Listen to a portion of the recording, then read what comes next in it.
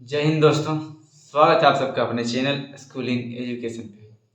दोस्तों, हम लोग एनसीईआरटी और जेसीईआरटी कक्षा 8 की भूगोल की पुस्तक पढ़ रहे थे।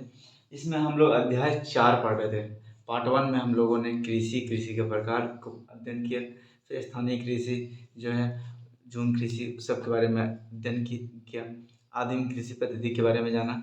अब हम लोग जो कृषि के दूसरे भाग है, जो दूसरा प्रकार है, उसके बारे में जानने वाले और मुख्य फसलों के बारे में अध्ययन करने वाले हैं। दोस्तों, हम लोग मैंने बोला था कि हम लोग टेस्ट सीरीज लाने वाले हैं, जो एनसीईआरटी बेस्ड जो है टेस्ट सीरीज, वो जो सीटेट के प्रीवियस ईयर क्वेश्चंस का है, एसएसटी का, वो सारे प्रश्नों को हम लोग मिला करके एक वीडियो बनाने वाले हैं। तो उसका वीडियो लिंक तैयार हो चुका है, मटेरियल तैयार हो चुका है, जल्दी से वीडियो भी शूट हो जाएगा। तो अगर चैनल पे आप नए हो तो चैनल को सब्सक्राइब कर लें, वीडियो को लाइक कर दें, और जितने भी आपके फ्रेंड सर्कल हैं, जितने भी आपके टीचिंग एग्जाम्स की प्रिपरेशन करने वाले फ्रेंड्स हैं, सबके साथ वीडियो को ज़्यादा से ज़्यादा शेयर करें। तो आइए स्टार्ट करते हैं दोस्तों। सबसे पहले देख लेते हैं वाणिज्यिक कृषि क्या होता है। वाणिज्य मतलब व्यापार, जो मुख्य रूप से व्यापार करने के लिए जो कृषि की जाती है उसको हम लोग वाणिज्यिक कृषि में लाते हैं। ठीक है। वाणिज्य इसका जो पहला प्रकार है वाणिज्य कृषि का, 3 प्रकार होते हैं। ठीक। पहला आपका हो गया वाणिज्य अनाज कृषि। ठीक। फिर दूसरा है मिश्रित कृषि और तीसरा है रोपण कृषि। ठीक। तो वाणिज्य अनाज कृषि जो है, वो अनाज से समझ सकते हैं दोस्तों, जो जिसमें अनाजों को, मुख्य रूप से अनाजों को कृषि की जाती है, खाने वाले खाद्यान्न अनाजों का कृषि की जाती है। ठीक। तो इसमें की बात करें तो कौन कौन से आते हैं, तो गेहूं और चावल जो है, गेहूं और मक्का, सॉरी, गेहूं और मक्का यहाँ पे मुख्य रूप से उगाए जाते हैं वाणिज्य करने के लिए। ठीक है। अनाज के रूप में मुख्य रूप से उगाई जाती है। तो अब गेहूं का उत्पादन कहाँ पर होता है, तो मुख्य रूप से शीतोष्ण कटिबंधीय जो घास के मैदान है हम लोग देखते हैं। जैसे आपका हो गया प्रेरी घास का मैदान, आपका यूएसए, उत्तरी अमेरिका में। ठीक है। दक्षिणी अमेरिका में अर्जेंटीना का घास का मैदान जो है वहाँ पे आपको, उसके बाद फिर आपका वेल में इस तरह का कृषि की जाती है। फिर आपके डाउन्स में भी कृषि की जाती है। इस तरह के जो घास के मैदान, शीतोष्ण घास के मैदान है, वहाँ पे मुख्य रूप से आपके जो गेहूं का उत्पादन किया जाता है, मक्का का उत्पादन किया जाता है वाणिज्य अनाज कृषि के रूप में। ठीक। वर्ष में केवल एक ही फसल का उत्पादन किया जाता है। ध्यान रखें कि वर्ष में केवल एक ही फसल का उत्पादन किया जाता है। इसके क्षेत्र कौन कौन से हैं, तो उत्तरी अमेरिका, ठीक, उसके बाद यूरोप, एशिया की शीतोष्ण कटिबंधीय घास के मैदान, यूरोप में आपका हो गया स्टेप, ये सब जो आता है वो सारे जो है घास के मैदान वहाँ पे। तो इसके जो आसपास के जो क्षेत्र हैं वहाँ पे मुख्य रूप से इसका उत्पादन किया जाता है इन देशों में। ठीक। जो नेक्स्ट बात करें तो नेक्स्ट जो प्रकार वो क्या है, मिश्रित कृषि। मिश्रित मतलब मिक्स रूप से इसमें उत्पादन किया जाता है। ठीक है। भोजन और चारा। ठीक। कौन सी फसल है, भोजन और चारे का। ठीक है। भोजन खाद्यान्न का भी उत्पादन किया जाता है, जो बचते हैं वो चारे के रूप में उपयोग किया जाता है। ठीक है। फसल का उत्पादन किया जाता है। कौन कौन से क्षेत्र है बात करें तो यूरोप हो गया आपका, ठीक, पूर्वी यूएसए, अर्जेंटीना और दक्षिण पूर्वी ऑस्ट्रेलिया।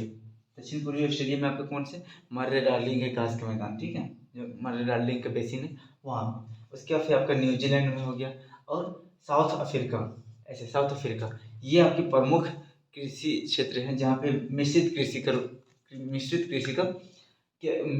के रूप में कृषि की जाती है। ठीक। आगे देखें तो नेक्स्ट जो है आपका रोपण कृषि।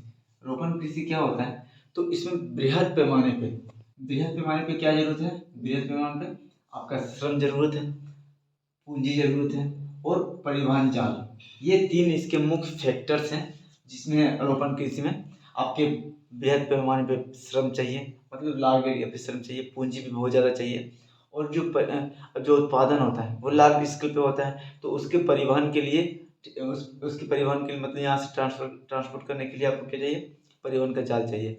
रोडवेज हो गया आपका, रेलवेज हो गया, और भी चीज़ें हैं। ठीक।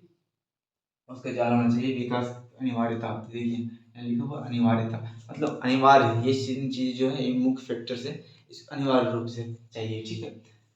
विश्व के उष्ण कटिबंधीय क्षेत्रों में, कहाँ पे, विश्व के उष्ण कटिबंधीय क्षेत्रों में इसका उत्पादन किया जाता है, आपका रोपण कृषि। ठीक है। याद रखें उष्ण कटिबंधीय क्षेत्र। इसमें कौन कौन से मुख्य फसल है, तो कौन कौन से मुख्य फसल है, जैसे चाय, रबर, कहवा, काजू, केला, इस प्रकार की जो है फसल इसके मुख्य फसल के रूप में है। ठीक है, चाय, रबर, काजू, कहवा, ठीक है, केला। इसके प्रमुख देश या प्रमुख उत्पादक क्षेत्र देखें तो जो मलेशिया है वहाँ पे आपका रबर का उत्पादन किया जाता है। ठीक है, मुख्य रोपण कृषि के रूप में। भारत की बात करें तो भारत और श्रीलंका है, वहाँ पे आपका चाय का उत्पादन किया जाता है, चाय मुख्य रूप से उत्पादन किया जाता है। उसके बाद अगर बात करें जो ब्राज़ील है तो वह कॉफ़ी के रूप में जाना जाता है, कहवा प्रदेश के रूप में जाना जाता है। जो ब्राज़ील का सेंटोस है पतन है, वहाँ पे क्या बोलते हैं उसको, कहवा पतन के नाम से भी जाना जाता है। ठीक है, तो ये आपके जो है मुख्य आपके रोपण कृषि प्रदेश हैं। देखते हैं ये इन क्षेत्रों में ये मुख्य रूप से उत्पादन किया जाता है। मलेशिया में रबर का उत्पादन किया जाता है रोपण कृषि के रूप में। भारत और श्रीलंका में चाय का बागान है। ठीक है, ब्राज़ील में कहवा का है। फिर भारत के नागपुर की बात करें तो से संतरे के लिए जाना जाता है। इसी तरह बहुत सारे प्रदेश हैं जहाँ पे मुख्य रूप से रोपण कृषि मुख्य फसलों के रूप में किया जाता है, बृहद पैमाने पे किया जाता है, बृहद स्केल क्या बोलते हैं, बहुत ज़्यादा श्रम के उपयोग किया जाता है। परिवहन जाल विकास किया गया है इसके लिए, ठीक, रोपण कृषि के लिए। ठीक, अब एक फिर टर्म आ रहा है दोस्तों, जैविक कृषि। बहुत ज़्यादा प्रचलन चल रहा है धीरे धीरे। ठीक है, जैविक कृषि क्या होता है? तो जैविक जो है वो हम लोग देखते हैं अभी जो वर्तमान में कृषि की जा रही है उसमें क्या किया जाता है, बहुत ज़्यादा मात्रा में खाद उर्वरकों का उपयोग किया जाता है, रासायनिक खाद का उपयोग किया जाता है, रासायनिक कीटनाशकों का उपयोग किया जाता है, जिसके कारण आए दिन देखते हैं क्या होता है, जो मृदा की जो क्या बोलते हैं हम, किसान का मित्र जिसको मतलब बोलते हैं केचुआ, वो तो मर जाते हैं। उसके बाद धीरे धीरे क्या होते हैं, जो उर्वरक क्षमता है मिट्टी की वो भी क्या हो जाती है, कम होना चालू हो जाती है, धीरे धीरे कम हो जाता है। तो हम लोग इसी समस्या में हरित क्रांति के बाद पंजाब और हरियाणा में देख सकते हैं। ठीक, तो इसके कारण से धीरे धीरे क्या होता है, अभी जो है ये जैविक कृषि के रूप में बढ़ रहा है, धीरे धीरे इसका प्रचलन बढ़ रहा है कि हम लोग ऐसा कृषि पद्धति अपनाएं जिससे हमारे मृदा को कोई नुकसान ना हो और पर्यावरण को भी कोई नुकसान ना हो, शारीरिक लोगों की जो स्वास्थ्य है उसको भी नुकसान ना हो। ठीक, तो इसके लिए जैविक कृषि के रूप में बढ़ावा मिल रहा है। तो इसमें क्या होता है, कृषि में रासायनिक खादों के स्थान पर रासायनिक खादों और जो कीटनाशक है, रासायनिक कीटनाशक, उसके स्थान पर रासायनिक उर्वरकों और रासायनिक कीटनाशकों के स्थान पर किसका उपयोग करना है, तो जैविक खाद का उपयोग करना है। ठीक है, और प्राकृतिक कीटनाशक या प्राकृतिक कीटनाशक का उपयोग करना है। ये जैविक कृषि में आ रहा है। ठीक है, फसलों का उत्पादन बढ़ाने के लिए हम लोग देखते हैं क्या, अभी जो है वो अनुवांशिकता रूपांतरण किया जाता है, लेकिन जैविक कृषि के अंतर्गत है अनुवांशिकता रूपांतरण नहीं किया जाता है। ठीक है, इसको ध्यान रखेंगे, नहीं किया जाता है अनुवांशिकता रूपांतरण, कोई अनुवांशिकता रूपांतरण नहीं होता। और क्या क्या, जैविक खाद का उपयोग और प्राकृतिक कीटनाशी का उपयोग जैविक कृषि के अंतर्गत किया जाता है। दोस्तों, आगे हम लोग बात करें तो जो मुख्य खाद्यान्न फसलें, जो मुख्य रूप से फसलें उत्पादन की जाती है उसकी विशेषताओं के बारे में चर्चा करेंगे कि जैसे अगर चावल है तो चावल के लिए क्या क्या उपयुक्त जलवायु हो सकता है, उसकी कितना तापमान की आवश्यकता होती है, और किस मृदा में उत्पादन उत्पादन ज़्यादा अच्छे से किया जा सकता है, या फिर जो भी इसके उत्पादक क्षेत्रों के बारे में चर्चा करेंगे। इसके लिए क्या बोलते हैं, उपयुक्त भौगोलिक स्थिति क्या हो सकती है, विभिन्न फसलों के लिए वो उपयुक्त भौगोलिक स्थिति क्या हो सकती है, इसके बारे में हम लोग चर्चा करने वाले हैं। तो देखते हैं सबसे मुख्य फसलों में हम लोग देखते हैं कि गेहूँ है, चावल, मक्का, बाजरा, ये क्या है, मुख्य खाद्य फसलें, मुख्य खाद्यान्न फसलें, मतलब खाए जाने वाले फसलें हैं। ठीक है, कौन कौन से आपके, गेहूँ, चावल, मक्का और बाजरा। ठीक है, मुख्य खाद्य फसलें हैं। जूट जो है और कपास, ये आपके रेशेदार फसल है। रेशे मतलब इस रेशे उत्पादित किए जाते हैं। कपास से आपको पता है कपड़ा वस्त्र उद्योग में इसका उपयोग किया जाता है। जूट और पटसन जो है वो रेशे उत्पादन में किया जाता है, जूट उत्पादन में किया जाता है। ठीक, आपके चाय और कहवा ये क्या है, मुख्य रूप से आपके पेय फसल, मतलब पीने वाले फसल है। चाय हम लोग देखते हैं दोस्तों कि वर्तमान समय में हर घरों में लगभग सुबह शाम चाय चाहिए ही चाहिए। गेस्ट आए तो चाय, शाम हुई तो चाय, सुबह हुई तो चाय, बेड टी, अन्य अन्य किस्म के नाम से जाना जाता है। तो चाय और कहवा क्या है, मुख्य रूप से पेय फसल है। आपके फिर जूट और कपास आपके रेशेदार फसल है। चावल, गेहूँ, मक्का, बाजरा, ठीक है। आपके ये क्या आपके मुख्य खाद्य फसलें हैं, ठीक। अब एक एक करके हम लोग इन फसलों के लिए उपयुक्त भौगोलिक स्थितियों के बारे में चर्चा करने वाले हैं। तो सबसे पहले देखते हैं चावल। चावल जो है ये विश्व का प्रमुख मुख्य खाद्य फसल है। विश्व का सबसे मुख्य खाद्य फसल है। ये विश्व में सबसे ज़्यादा आबादी बल के द्वारा खाया जाता है। चीन और भारत जो है जो सबसे बड़ी जनसंख्या वाले देश हैं, तो इनमें यहाँ के जो मुख्य रूप से खाद्य फसल क्या है, चावल है, ठीक है। उष्ण उपोष्ण कटिबंधीय जो जलवायु क्षेत्र है, उष्ण और उपोष्ण कटिबंधीय जलवायु मतलब 0 डिग्री से लगभग 45 डिग्री के आसपास, ठीक है, 30 डिग्री के आसपास। तो ये आपके मुख्य यहाँ पे मुख्य आहार फसल क्या है आपका, ये आपके चावल है, ठीक। तापमान की बात करें तो तापमान जो है यहाँ पे इसको उच्च तापमान की आवश्यकता होती है चावल के उत्पादन के लिए, ठीक है। उच्च तापमान लगभग 25 से 27 डिग्री आसपास, ठीक है, लगभग 30 डिग्री के आसपास तक का तापमान, ठीक। आर्द्रता अधिक मतलब नमी चाहिए, ठीक है, और वर्षा अधिक वर्षा चाहिए, ठीक है। ये आपके तापमान हो गए। तापमान में उच्च जलवायु में उच्च तापमान मतलब हाई टेम्परेचर, अधिक आर्द्रता मतलब इससे हम देख सकते हैं, और वर्षा, इससे हम देख सकते हैं कि ये वर्षा ऋतु जून जुलाई मंथ के आसपास के तापमान टाइम पे इसको रोपा जाता है, ठीक है। मिट्टी की बात करें तो जलोढ़ मिट्टी जो है, चीका युक्त जलोढ़ मिट्टी मतलब जो नदी अवसाद के द्वारा जो लाया जाता है अवसाद, वो जो पतली एकदम महीन चीका मिट्टी होती है वो एकदम सबसे बेस्ट होता है चावल उत्पादन के लिए माना जाता है, ठीक है। चीका युक्त जलोढ़ मृदा जिसमें जल रोकने या जल धारण करने की क्षमता होती है, वो मिट्टी, क्योंकि ये मुख्य रूप से इसको वर्षा का जल या फिर सिंचाई का जल मुख्य रूप से चाहिए, ठीक है। उत्पादन किन किन प्रदेशों में होता है, तो चावल उत्पादन में दोस्तों चीन जो है सबसे अग्रणी है। सबसे ज़्यादा उत्पादन चावल का चीन करता है। उसके बाद बात करें तो भारत दूसरे नंबर पे आता है। उसके बाद जापान, श्रीलंका और मिस्र, ये आपके क्या है, चावल के मुख्य उत्पादक देश हैं। कौन कौन से, सबसे टॉप पे हैं चीन, उसके बाद भारत, फिर जापान, फिर श्रीलंका और मिस्र, ये आपके मुख्य उत्पादक देश है। अब आगे बात करें दोस्तों, तो दूसरा जो मुख्य फसल है वो आपका है गेहूं। गेहूं की बात करें गेहूं की बात करें तो इसका वर्धन काल मतलब जब इसको रोपा जाता है, जब ये बढ़ता है, ठीक है, वर्धन काल जब वृद्धि करता है, तो तापमान क्या चाहिए, मध्यम तापमान चाहिए इसको, ठीक है। जब ये विकसित हो रहा है, बढ़ रहा है, ठीक है, फल फूल रहा है टाइम पे। शस्य कर्तन टाइम पे मतलब जिसमें गेहूं की कटाई की जाती है, उसमें इसको तेज धूप चाहिए, कीड़ों से बचाने के लिए तेज धूप चाहिए, ठीक है।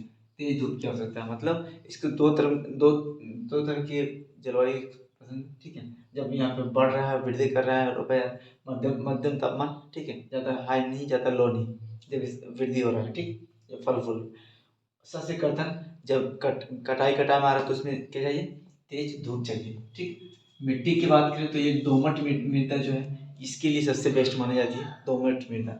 अभी चावल के लिए मैंने हम बताया कि चीका युक्त जलोढ़ मृदा, और गेहूं के लिए दोमट मृदा, ठीक।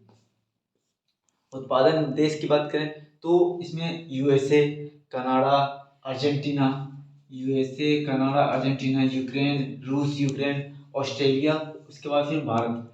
मुख्य रूप से देखें दोस्तों तो जो आपकी शीतोष्ण कटिबंधीय प्रदेश है, शीतोष्ण कटिबंधीय घास के मैदान, जहाँ पे बात करें आपके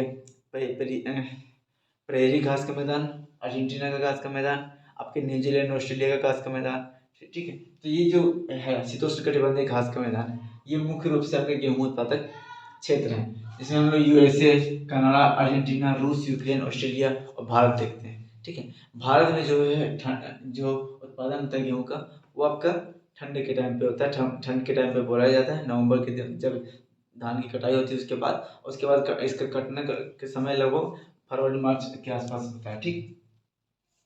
नेक्स्ट जो फसल है वो मिलेट। मिलेट मतलब मोटे अनाज, ठीक है। इसे मोटे अनाज भी कहा जाता है। क्या कहा जाता है मिलेट को, मोटे अनाज भी कहा जाता है। यह कहाँ पे उत्पादन किया जाता है, तो ये जहाँ पे कम उपजाऊ मिलता है, जैसे भारत की बात करें तो भारत में आपका जो राजस्थान का क्षेत्र है वहाँ पे मुख्य रूप से मोटे अनाज का उत्पादन किया जाता है, ठीक है। कम उपजाऊ मृदा, बलुई मृदा, कौन सी मृदा, बलुई मृदा, वर्षा, कम वर्षा, ठीक है। ताप सूर्य जो है पर्याप्त सूर्य के प्रकाश मतलब हीट चाहिए, ठीक है, पर्याप्त सूर्य के प्रकाश की आवश्यकता होती है। क्या क्या? आपकी बलुई मृदा, कम वर्षा और मध्य तापमान, ठीक है, मध्यम तापमान, ज़्यादा हाई टेम्परेचर नहीं, उच्च से मध्यम, उच्च से मध्यम मतलब ज़्यादा ज़्यादा लो नहीं, ठीक है, और पर्याप्त सूर्य के प्रकाश की आवश्यकता होती है मिलेट्स के उत्पादन करने के लिए, ठीक है। ज्वार, बाजरा और रागी जो है इसका भारत में उत्पादन किया जाता है। क्या क्या?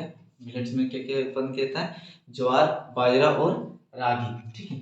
नाइजीरिया जो है, नाइजीरिया, चीन और नाइजर, ये आपके मिलेट्स के अन्य उत्पादक देश हैं। दोस्तों, आगे जो मुख्य खाद्यान्न फसल आपका है वो मक्का, ठीक है। मक्का की बात करें तो इसके लिए जो है मध्यम तापमान, ठीक है, मध्यम वर्षा, मध्यम तापमान, मध्यम वर्षा और अधिक धूप की आवश्यकता होती है। तो ये मध्यम तापमान, वर्षा और अधिक धूप जो है वो आपका किस मौसम में, किस टाइम पे और मिल सकता है? तो आपको मिलेगा कब? जब आपका वर्षा ऋतु आरंभ होने वाला है, वर्षा ऋतु होने वाला है, वर्षा ऋतु के टाइम पे, ठीक है, तो इसका उत्पादन होता है, ठीक है, वर्षा ऋतु के टाइम पे। जो मुख्य जो है इसके लिए उत्पादन जलवायु जो है मध्यम तापमान हो गया, वर्षा हो गया, अधिक धूप की आवश्यकता होती है। मृदा की बात करें तो उपजाऊ मृदा, जो जलोढ़ मृदा हो गया, ये दोमट मृदा है, दोनों में इसका उत्पादन किया जाता है, ठीक। उत्पादन क्षेत्र की बात करें तो उत्तर अमेरिका जो है, प्रेरी घास का मैदान जो है, उत्तर अमेरिका, यूएसए जो है इसका प्रमुख उत्पादक देश है, ठीक है। ब्राजील, चीन, रूस, कनाडा और भारत इसके प्रमुख उत्पादक हैं। सबसे टॉप पे जो है आपका उत्तर अमेरिका, यूएसए आता है, ठीक है। उत्तर अमेरिका, ब्राजील, चीन, रूस, कनाडा और भारत। कपास की बात करें तो कपास का उत्पादन कहाँ पे होता है? कपास के उत्पादन के लिए भौगोलिक जो विशेषताएं हैं वो क्या है, ठीक है। उच्च तापमान इसको आवश्यकता है, उस तापमान कपास जो है आपका जो सूती वस्त्र उद्योग है उसका क्या है? कच्चा उत्पादक है, कच्चा उत्पादन है, ठीक है, कच्चा माल है। तो कपास जो है उच्च तापमान, हल्की वर्षा, 200 से 210 पाला रहित दिन, पाला रहित मतलब जब कब बोलते हैं एकदम पूरा ठंड होती है, देखते हैं ठंड की रात में एकदम पूरा ठंड होता है, और आलू अगर बोए हुए हैं तो क्या होता है उसके पत्ते मरने लगते हैं ठंड की वजह से, एकदम पूरा पाला रहित उसको बोलते हैं, ठीक है, पाला रहित दिन, तेज खिली धूप, ठीक है, तेज चमकीली व खिली धूप इसकी मुख्य आवश्यकता है कपास के लिए। क्या क्या?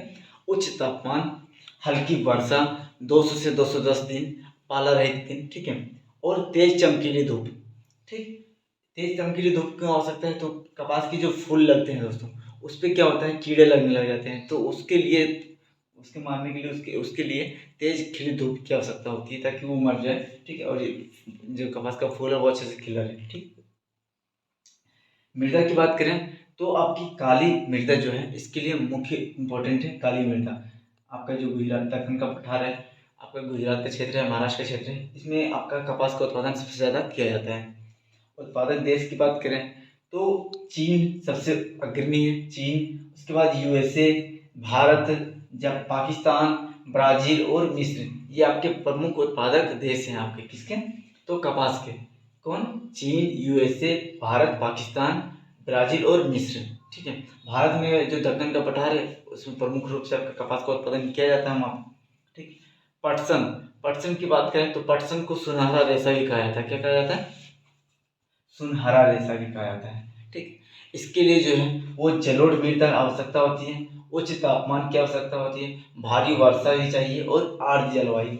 अब ये देखने से समझ में आ रहा है कि ये कौन सा मौसम में उत्पादन किया जा सकता है। ये आपको वर्षा ऋतु के टाइम पे, जैसे उच्च तापमान उसी टाइम पे जून जुलाई के मौसम में, भारी वर्षा जून जुलाई के मौसम में, जुलाई अगस्त के मौसम में, ठीक है, महीने में, आर्द्र जलवायु वर्षा ऋतु के टाइम पे। तो मतलब ये सारी चीज़ें जो क्या पटसन का उत्पादन वर्षा ऋतु के टाइम पे किया जाता है, ठीक। इसके लिए उत्पादन के लिए बहुत ज़्यादा जलवायु, बहुत ज़्यादा पानी की आवश्यकता होती है। भारत जो है और बांग्लादेश इसके प्रमुख अग्रणी उत्पादक देश हैं। कौन कौन? भारत और बांग्लादेश, ठीक है, पटसन के उत्पादन में। आगे बात करें, ये हो गया आपकी रेशेदार फसल, कपास और पटसन। उससे पहले हम लोगों ने चर्चा किया खाद्य फसलों के बारे में, ठीक है। अब हम लोग पेय फसल के बारे में चर्चा करने वाले। पेय फसल कौन कौन से आपके? कॉफ़ी और चाय। तो कॉफ़ी जो है, कॉफ़ी की बात करें तो ये उसका उत्पादन जो है गर्म और आर्द्र जलवायु, क्या? गर्म और आर्द्र जलवायु, ठीक है, दोमट मृदा इसके लिए प्रमुख है, और पर्वतीय ढाल उपयुक्त है। ठीक है, कौन कौन से? गर्म और आर्द्र जलवायु, दोमट मृदा और आपके पर्वतीय ढाल।